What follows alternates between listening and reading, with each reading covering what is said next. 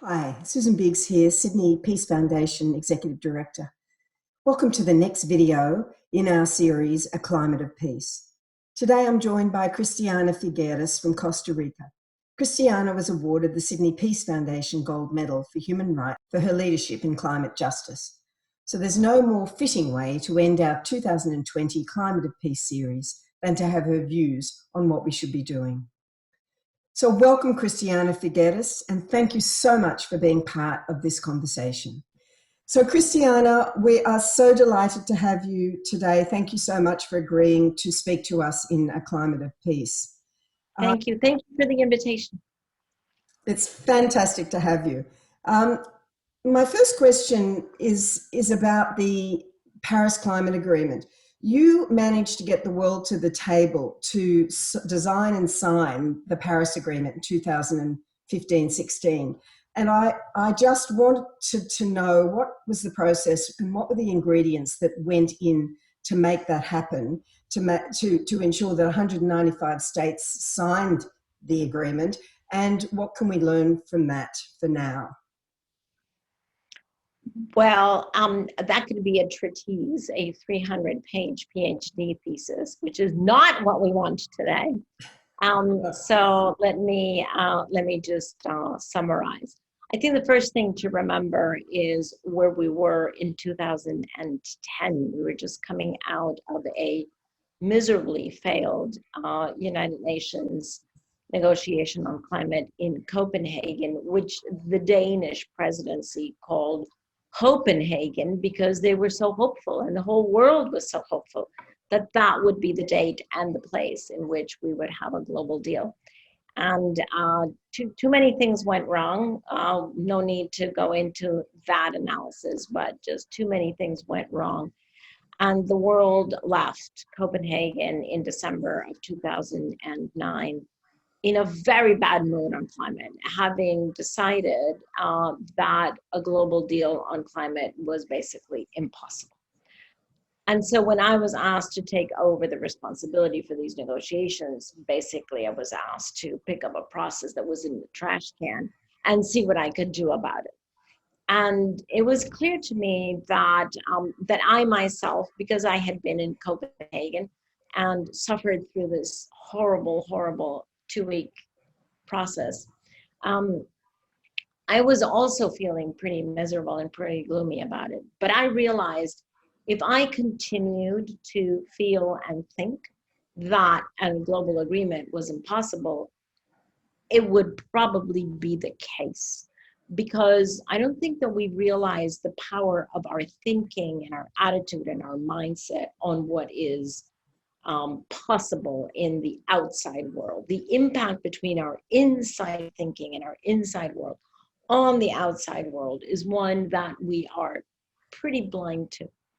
And I realized, fortunately, pretty quickly when I took over the negotiations that my first responsibility was to change my own attitude and to really realize that a global agreement was necessary. Whether it was possible or not, that's a second issue. But it was necessary. It was indispensable. It doesn't mean that it's sufficient, as we know now. It's not sufficient, and we still have to actually implement it. But it was absolutely indispensable to have a shared vision among all governments and all stakeholders, private, financial, and all other stakeholders, as well as an agreed path toward that vision. So my first responsibility was to change my mindset and then help so many others, first in the Secretariat, my wonderful team, and then government representatives, as well as stakeholders, all of whom had been in Copenhagen and all of whom gradually but very courageously moved from despair and despondency to determination. We are going to make it happen. It may seem like it's impossible, but we're going to make it possible. And that was a major process over 5 years. Now, of course, many other stars aligned, and we had a drop in prices of renewable energy. We had a very good working relationship between the United States and China. We had many stakeholders, city mayors, governors of states that also wanted to participate. We had CEOs of corporations that also wanted to contribute. So we had many stars lining up, but they started to line up when we changed our mindset. So I continue to believe that mindset is the first step in any transformation. Fantastic. So are you optimistic still that we can make a difference? Of course, because I don't view optimism as the result of any achievement. I call that a celebration, to be differentiated from optimism. Optimism for me is the input, the necessary input that we have to put in to any challenge and certainly to any goal that we want to achieve. If you don't have a positive attitude toward anything that you're doing, toward, I don't know, running a marathon or learning a language or getting fit or writing a book or whatever your big goal is, if you don't have a positive attitude, you're not going to get there. And optimism for me is a necessary input to a challenge, and it is a choice. It's not that we were born optimistic or pessimistic or whatever. It is a choice that we have to make. And on climate change, it's a choice we have to make every day. Every day, we have to realize that we are in a very, very perilous situation. Don't deny the facts, but at the same time, we have to make a choice to be optimistic, determined, relentless about doing everything that is necessary to address climate change in a timely fashion. Mm. And what's the what are the consequences, do you think, of us failing to address climate change for justice and peace in the world? Well, I don't really spend much mental time in that space because I don't want to put my energy there. But because you asked the question, I don't think there is any possibility of having peace without addressing climate change. There certainly is no possibility of having sustained economic growth and economic prosperity for developing countries, I would like to underline, that are the countries that still need to continue their economic growth, still need to bring their populations out of poverty into the middle class, still need to improve their health conditions, still need to improve their infrastructure conditions. And with climate change, all of that is wiped out.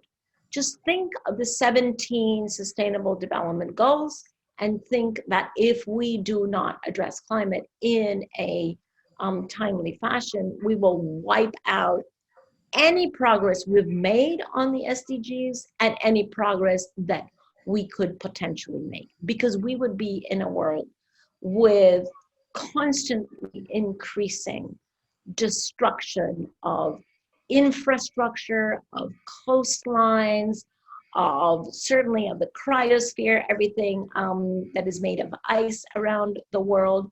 We would be basically chasing our tails constantly, and no government would have the budget to reconstruct what had been lost and still invest in the SDGs. We would be chasing our tails constantly.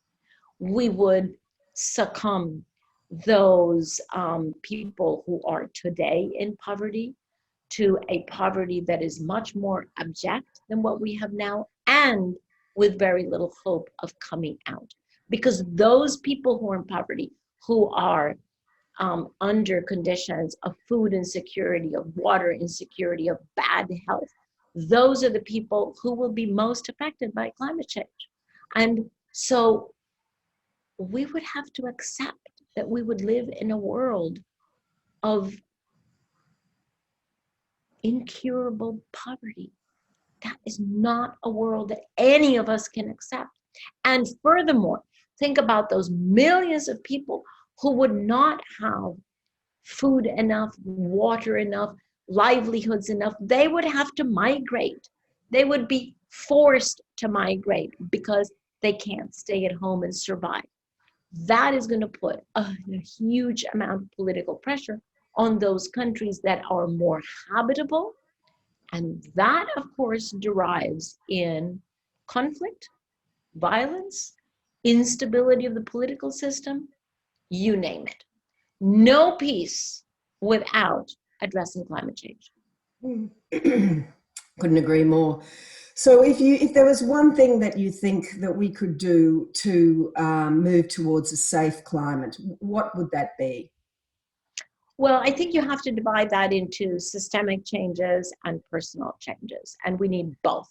Systemically, we need to move over to renewable energy. We need to be much more efficient about all our resources. We need to regenerate soil, land, and water.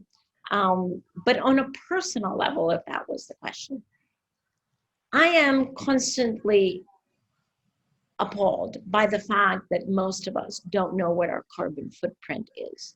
We don't know what a carbon account is. We check our bank account at least once a week to make sure that everything is okay and as expected. And why are we not checking our carbon account? Why are we not as equally aware of our impact on the planet and on our own health and the health of those that are near and dear to us? So for me, the first thing that we all have to do is get a carbon calculator that you can download from the internet pretty easily. Just type in carbon calculator, download whichever one you want, because there are many there of very reputable organizations. Go through the questions and figure out what your carbon footprint is as an individual, as a family, as a community if you want, as a city, whatever jurisdiction you want to draw the line around. And then figure out, how are you going to cut those emissions? Because we all have to cut our emissions by at least 1/2, at the very latest by 2030. We all have to make that commitment, because otherwise we're not going to get on track. And if we don't get on track, we are condemning our children and their descendants to a world of increasing destruction and unimaginable human misery.